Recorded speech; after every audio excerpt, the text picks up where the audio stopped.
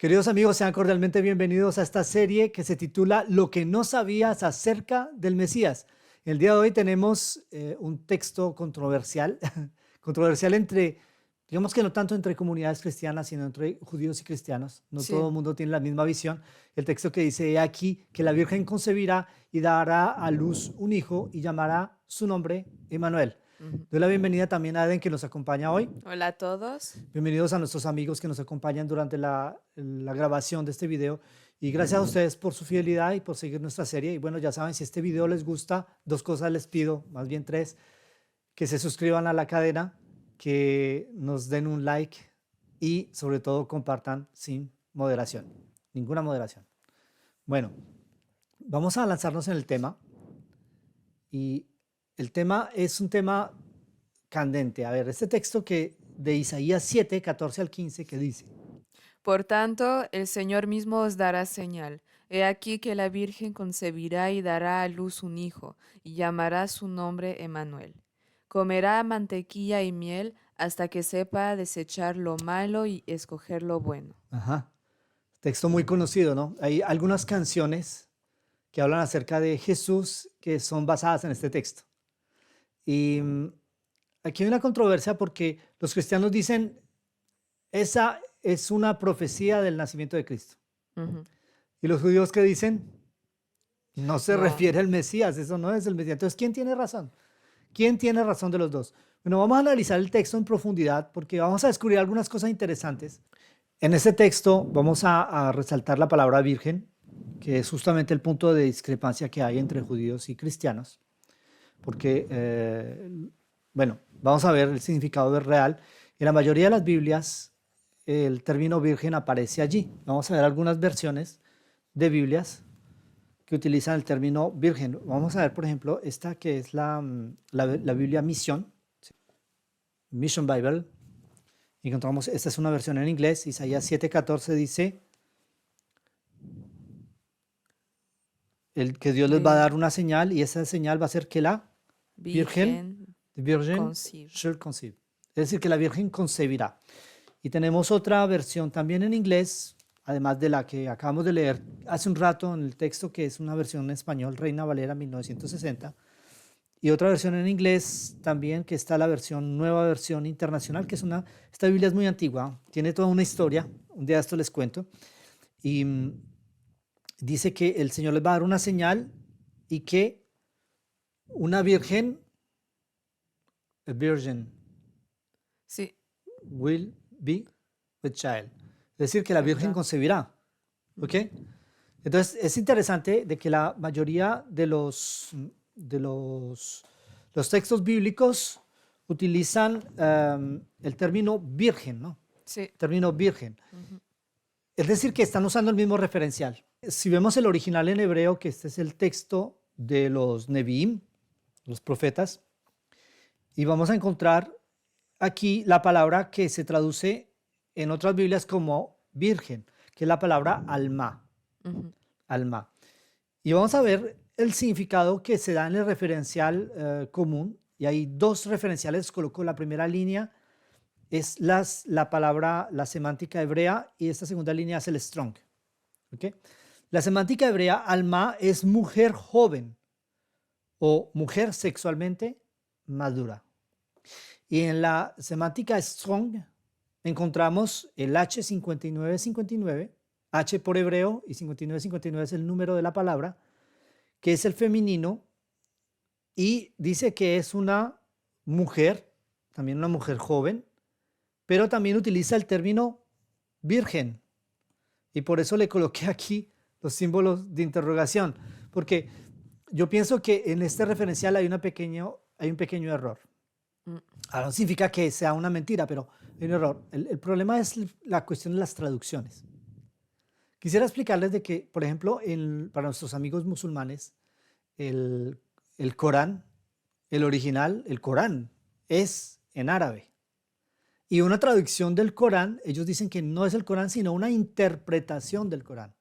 ¿Por qué? Porque cuando se hace una traducción del hebreo al español, del hebreo al griego, del hebreo al inglés, al alemán, etcétera, Cada idioma tiene su filosofía del lenguaje, cada idioma tiene sus palabras específicas y hay palabras que existen en hebreo que no tienen correspondencia en otros idiomas, Se ¿sí? podría decir que es como el teléfono árabe, ese juego. Exactamente, es como el teléfono árabe, es decir, que haciendo la traducción hay errores que pasan. Ahora, en la Biblia no es que haya muchos errores, Ujú. no hay muchos errores. Y hay estudios, hay tratados muy interesantes, hay un libro que se llama Problemáticas de los errores de traducción de la Biblia.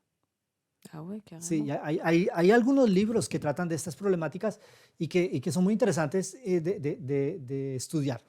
Ahora, el punto es de que no necesitamos ser lingüistas hebreos para poder entender los textos. Hay otros referenciales y podemos comparar. Y lo que es interesante es de que la palabra alma no se refiere a una virgen. Es decir, en ninguna parte de los textos bíblicos donde aparece la palabra alma, se habla de alma como una virgen. Mm. Sino que aquí, pues, tradicionalmente se ha entendido que este pasaje se refiere a Jesús. Y Jesús nació de una virgen. Entonces, dijeron alma debe referirse a una virgen. Es por eso que hay veces que hay traducciones que nos llevan un poquito a equivocarnos. Entonces, ¿qué podemos decir? Los judíos tienen razón. Esta no es una profecía mesiánica. Interesante, ¿no? Ahora, vamos a comparar con otro texto en el que aparece la palabra hebrea virgen. ¿Ok? Y ese texto lo encontramos en Génesis 24:16.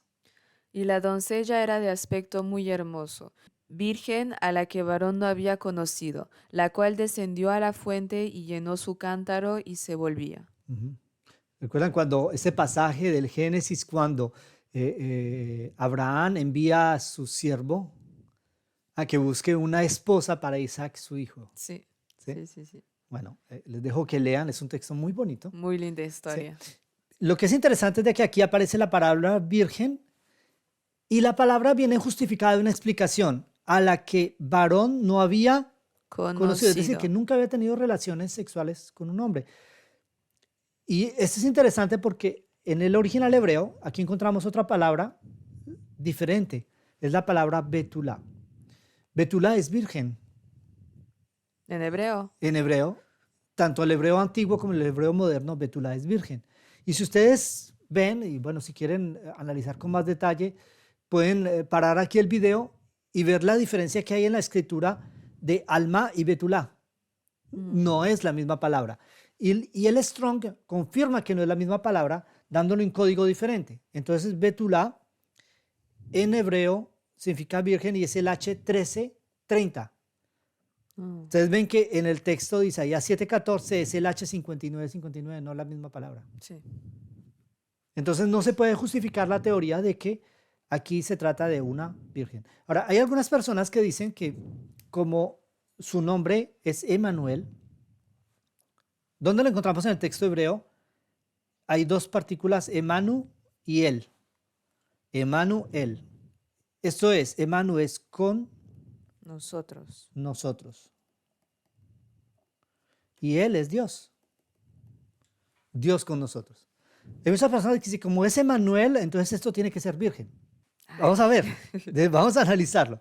Ahora, hay otras cosas que dice que les dará una señal. Sí. Y hay muchas personas que dicen que como esto era una señal, entonces tenía que ser un evento milagroso que una virgen conciba. Sí. Hay algunas problemáticas teológicas en este aspecto. Algunas problemáticas teológicas. Pero el punto es de que la señal en la Biblia no es obligatoriamente un acto milagroso, algo que sale de lo natural. Sí, hay señales en la Biblia que son milagros, pero no todas las señales son milagros. Pongo algunos ejemplos. Cuando Jacob huye con su familia y su suegro lo alcanza y que le iba a hacer mal, pero el ángel de Dios le dice que Sí. cuidado, que no le haga mal, y se encuentra con él y finalmente ellos hacen la paz. ¿Y qué sucede? Ellos hacen un montón, levantan un montón de piedras y dice que esto sea por señal. Sí, sí, sí. Entonces vemos que la señal no necesariamente es algo, no hay nada milagroso en levantar un montón de piedras, ¿no? Mm. También los hijos de Israel cuando pasaron el Mar Rojo, levantaron un montón de piedras. Dijeron que esto sea por señal. Entonces la señal no necesariamente es algo milagroso. Otra cosa, antes de que los hijos de Israel salgan de Egipto, Dios les dijo que les iba a dar una señal.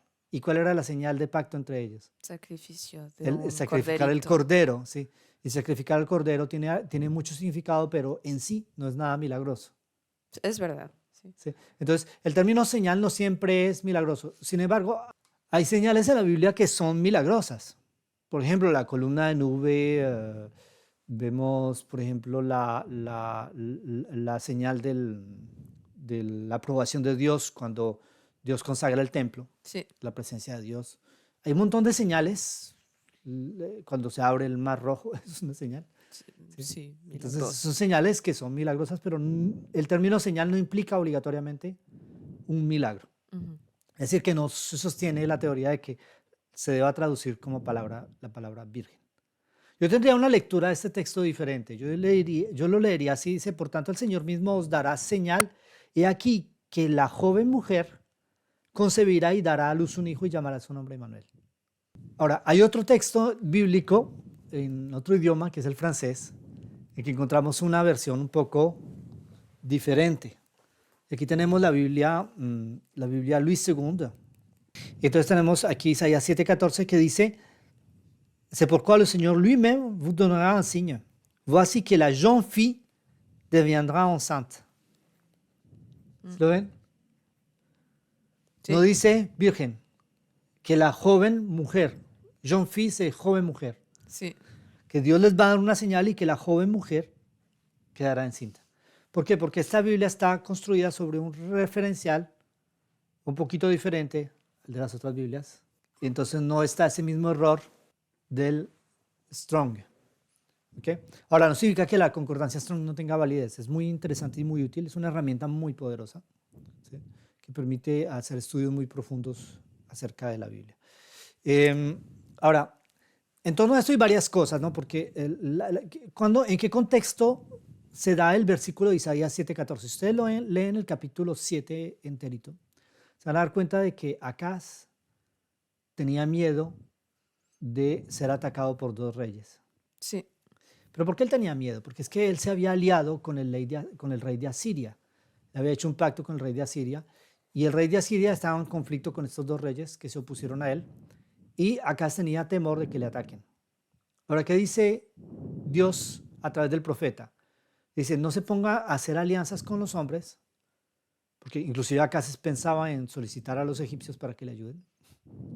Y Dios le dice, no hagan alianzas con los hombres, confíen en Dios. Ujú. Entonces le dice, el profeta Isaías les dice, pidan señal. Y Acaz dice, no, no tentaré al Señor. Y el profeta les dice, pero no les es suficiente ser molestos a los hombres y para también ser molestos a Dios. Y aquí que Dios mismo os dará señal, ¿ok? El Sí. Señor mismo os dará señal y aquí que la joven mujer concebirá y dará a luz un hijo y llamará su nombre Emmanuel. Es interesante de que cuando el profeta dice esto, probablemente no tenemos pruebas, ¿ah? Atención, no hay pruebas históricas, arqueológicas, bíblicas para sostener lo que estoy diciendo, pero se puede entender del contexto de que si el profeta lo dice de esta manera, en el momento en que está hablando, la joven estaba en presencia de Acaz y del profeta. Probablemente estaban en la corte del rey y esta joven probablemente era parte de la corte del rey y era probablemente una de las concubinas del rey. Uy. El profeta Isaías no tenía forma de saber, excepto la inspiración de Dios, que esta mujer estaba encinta. Tal vez el rey sí lo sabía. Y las señales de que este niño, cuando naciera, debería de ser llamado Emmanuel, Dios con nosotros. O ¿Sí? sea que la joven estaba ya embarazada en ese momento. Sí, porque el término, ahora, Ah, esto es más detallado porque si vamos a la wow. lingüística hebrea, vemos que el verbo está en pasado, es decir, que ya está encinta, ya fue embarazada. Ya, ok. Y aquí esta joven quedó embarazada Sí, en paralelo la y dará a luz un historia. hijo, sino que en la traducción lo colocan en el futuro. Ahora, no se sabe si es que ya había sucedido en ese momento o iba a suceder en futuro inmediato. Los profetas a veces usaban el término de algo que habría de suceder en el futuro como si ya hubiera sucedido, Ah, diciendo ok. que era muy cierto. Es una Ok. forma de decir que era muy cierto. Pero lo que es muy probable es de que esta joven estaba allí presente y que no era nada normal que ella diera luz. Ahora, el profeta le dice, y llamará su nombre Dios con nosotros. El nombre de Dios con nosotros debería recordarle al rey de que tenía que poner su confianza en Dios y no en los hombres. Ujú. Y el término que da después, porque dice, él comerá mantequilla y miel hasta que aprenda a desechar lo malo y escoger lo bueno. El periodo, porque los bebés toman leche, ¿no? Sí. Cuando el niño empieza a comer mantequilla y miel es que es un alimento un poco más elaborado, Mm. ¿cierto? Es decir, más o menos a la edad de 2 años. Y lo que se entiende es de que a través de este texto Dios le estaba diciendo al rey, Acaz, que sus dos enemigos, que él temía tanto, iban a caer antes que el niño que tuviera los 2 años. Entonces una señal. Y esto sucedió verdaderamente. Y vamos a ver las pruebas. Entonces, si nosotros analizamos a fondo, tenemos, bueno, esta primera que ya la proyectamos, que la colocamos aquí, que es Alma, que significa mujer joven. Sí, como vimos, Sí. hay otros referenciales.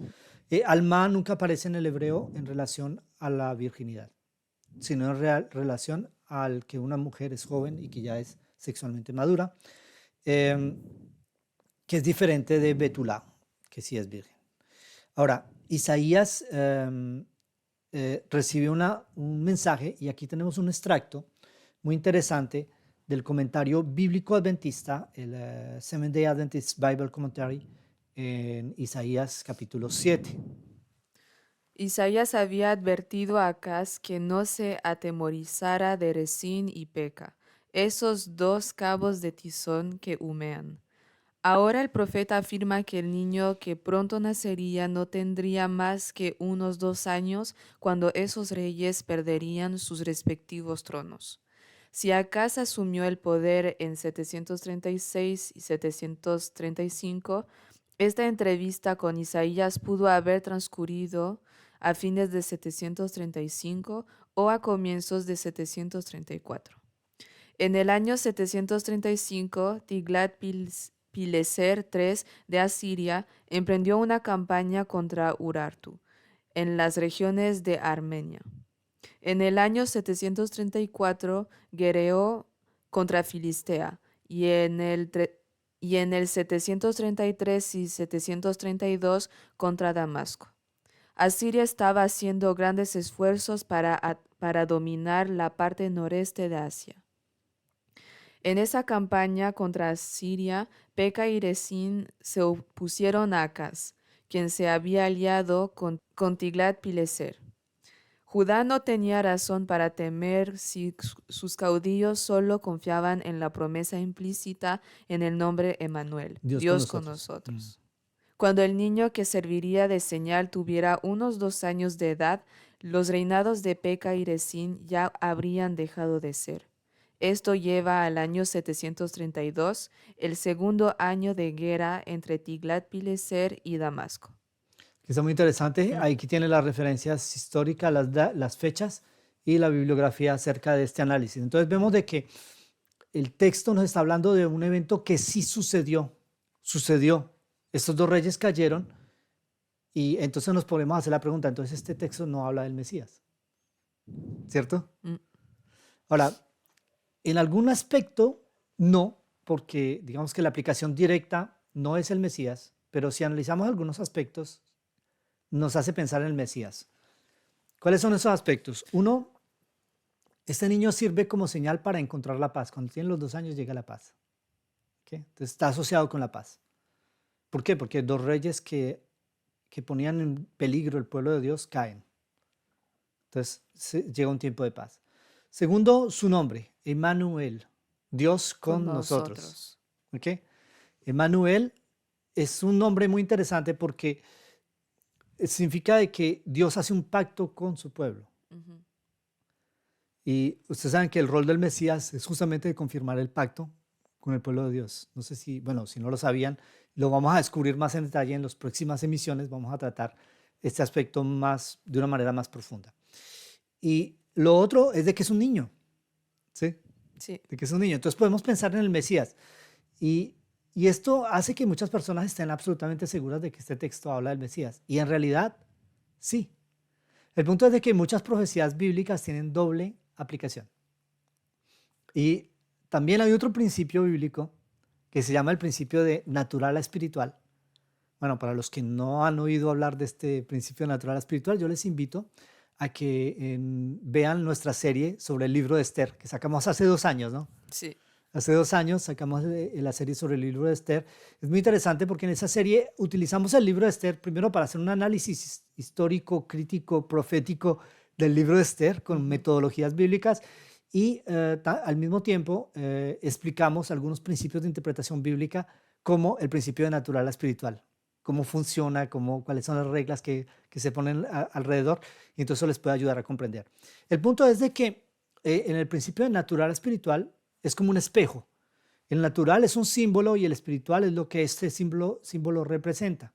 Yo podría, un ejemplo, cuando ustedes están en la carretera y ven un panel, una señal de tránsito con un ciervo, el animal, Sí, sí, sí. ¿sí? Eso significa de que pueden haber animales que atraviesan la vía, ¿sí? Pero ese panel no es el animal. Ese panel representa al animal, ¿sí? Entonces el panel sería el natural y el espiritual sería el animal. Bueno, ya van a entender, si ven el libro de Esther, la serie sobre el libro de Esther, ya van a entender de qué se trata. Pero el punto es de que este pasaje probablemente es el natural de un espiritual, Sí. ¿sí? Es decir, que es un símbolo de algo que va a venir después. La pregunta de oro es que Isaías nos dice quién es ese espiritual. ¿Qué dices, Eden? Pues sí. Sí, exactamente. Y lo encontramos, miren lo que dice este texto, Isaías 9, 2 al 7. El pueblo que andaba en tinieblas vio gran luz. Los que moraban en tierra de sombra de muerte, luz resplandeció sobre ellos.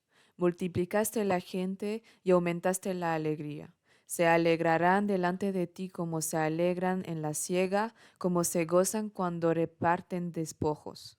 Porque tú quebraste su pesado yugo y la vara de su hombro y el cetro de su opresor, como en el día de Madián. Porque todo calzado que lleva el guerrero en el tumulto de la batalla y todo manto revolcado en sangre serán quemados, pasto del fuego. Porque un niño nos es nacido, hijo nos es dado, y el principado sobre su hombro. Y se llamará su nombre admirable, consejero, Dios fuerte, Padre eterno, príncipe de paz.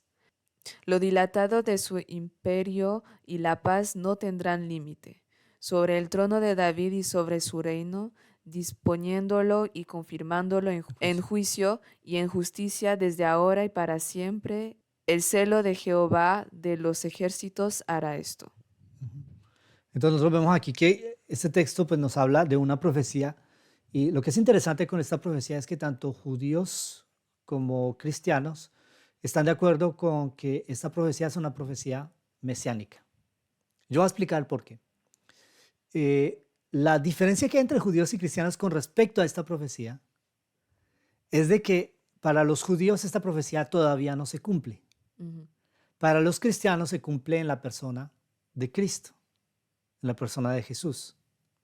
Entonces vamos a analizar un poco este texto porque es interesante. Bueno, la serie es sobre el Mesías, entonces vamos a ver los textos bíblicos acerca del Mesías. Y yo lo quisiera dividir en secciones. La primera parte que estoy poniendo aquí en rojo es una parte que me describe un periodo de paz. Es un pueblo que andaba en tinieblas, que ve gran luz. Entonces vemos que ahí ese elemento de gran luz es muy importante.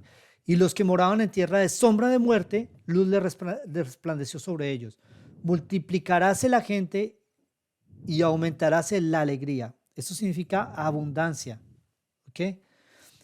Se alegrarán delante de ti, la alegría. Como se alegran en la siega, como se goza cuando reparten despojos, porque tú quebraste su pesado yugo, libertad, y la vara de su hombro, y el cetro de su opresor, como en el día de Madián, porque todo calzado, esto es interesante, todo calzado que lleva el guerrero en el tumulto de la batalla y todo manto revolcado en sangre, ¿serán qué? quemados serán pasto del fuego. Es decir, que toda, el espíritu belicoso de la sociedad humana será transformado y será llevado a la paz. Bueno, yo resumiría esta primera parte del versículo 2 al versículo 5 como paz. Entonces, se sabe que el Mesías es un pionero de paz y que cuando venga el Mesías va a haber paz. Ujú.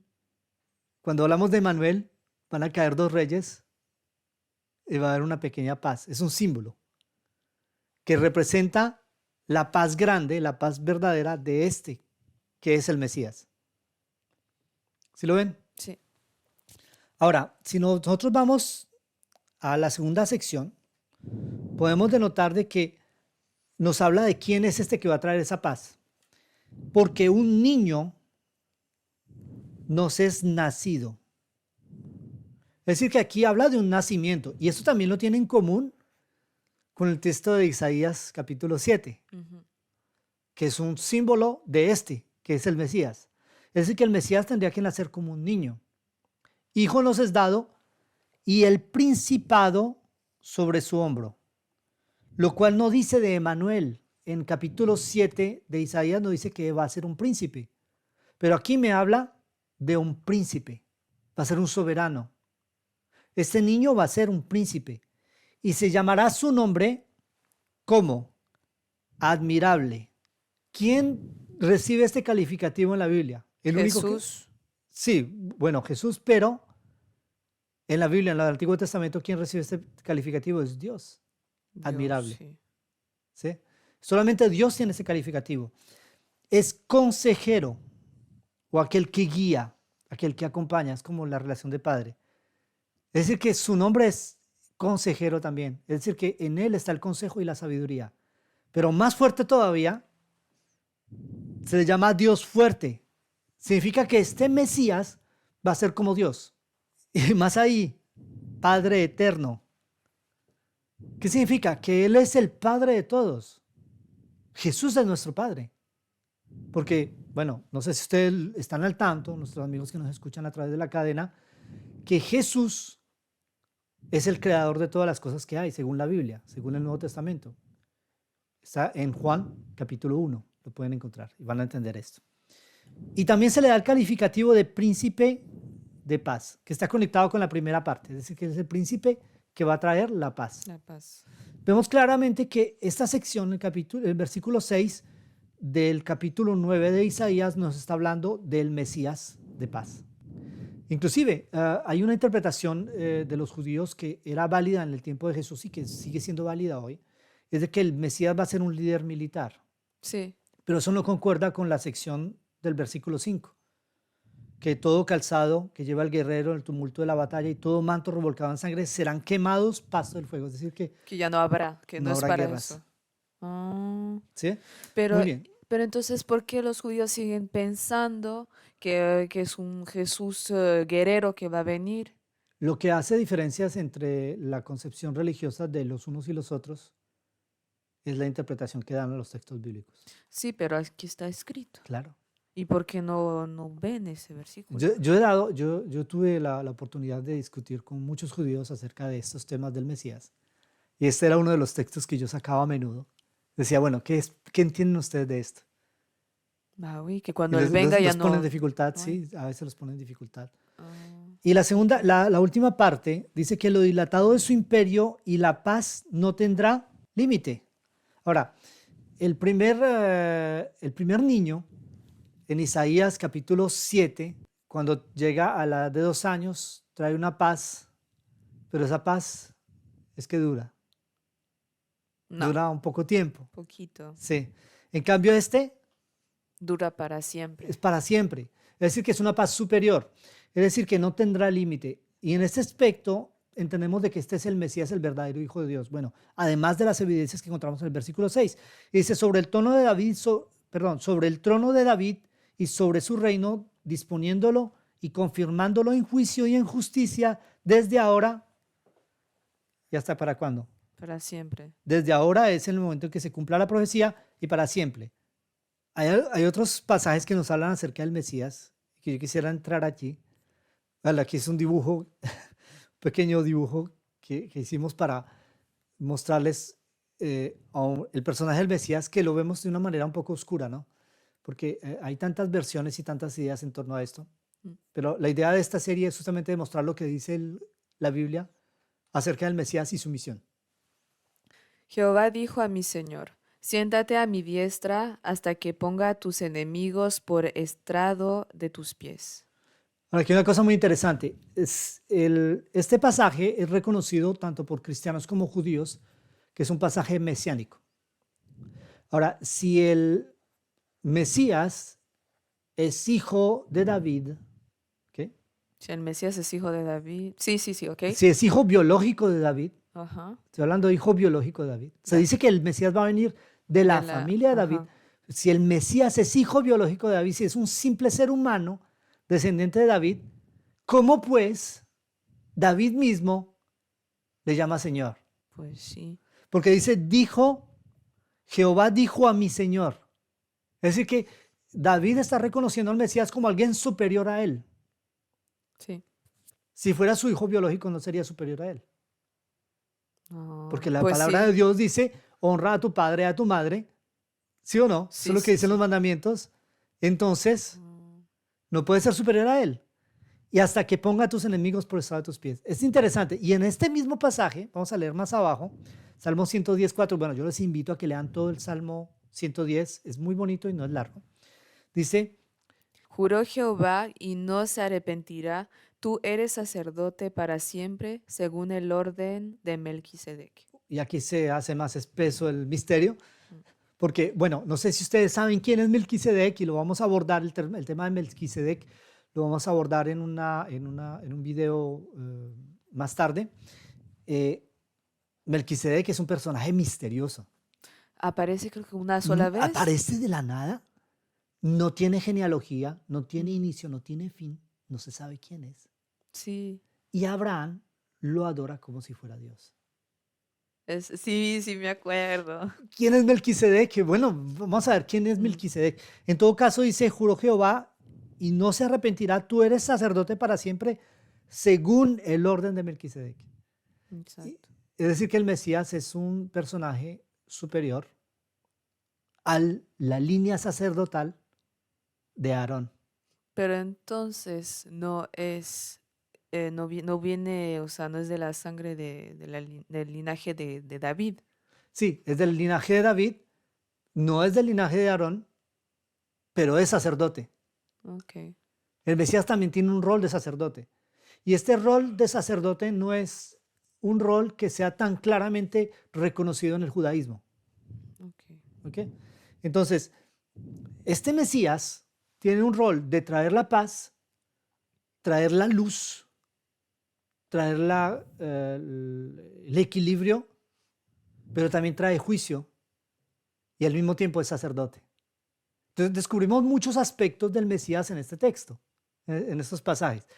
Y bueno, pues el tiempo se nos ha terminado. Yo sé que los dejo un poquito como iniciados, pero no vamos a terminar esta parte, este video, sin dar la voz a nuestros amigos que nos acompañan en línea para que hagan sus preguntas.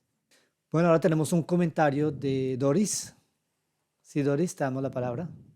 Sí, el comentario es solamente para decir que en la versión de la Biblia Basic English Bible en inglés, Ujú, también se menciona como a young woman, que quiere decir una mujer joven. ujú, sí, muy Solo interesante. Gracias, Doris. Bueno, amigos, hemos terminado este video por hoy. Bueno, espero que quede mucho más clara esta controversia que hay en torno a este texto. Finalmente, bueno, los judíos tienen razón en cuanto a su interpretación en la primera instancia de esta profecía y los cristianos a veces también tienen un problema de interpretación en cuanto a esto, pero finalmente esta profecía sí hace referencia al Mesías, pero de una manera simbólica, Sí. no directamente. No se refiere directamente al nacimiento del Mesías, sino de una manera simbólica. Bueno, les agradecemos por su atención, gracias por estar con nosotros, agradecemos también a Eden que nos acompañó en la grabación de este video y a nuestros amigos que nos acompañaron durante la grabación en vivo. Y bueno, ya saben, si ustedes desean participar a las grabaciones de estos videos, no deben contactarnos y nosotros les enviaremos el vínculo y los horarios para que ustedes se puedan conectar y también hacer sus preguntas en vivo y participar de esta manera con nuestra actividad. Les agradecemos por su interés, que Dios los bendiga, que Dios bendiga su curiosidad y nos vemos dentro de 15 días. Bye bye. Chao.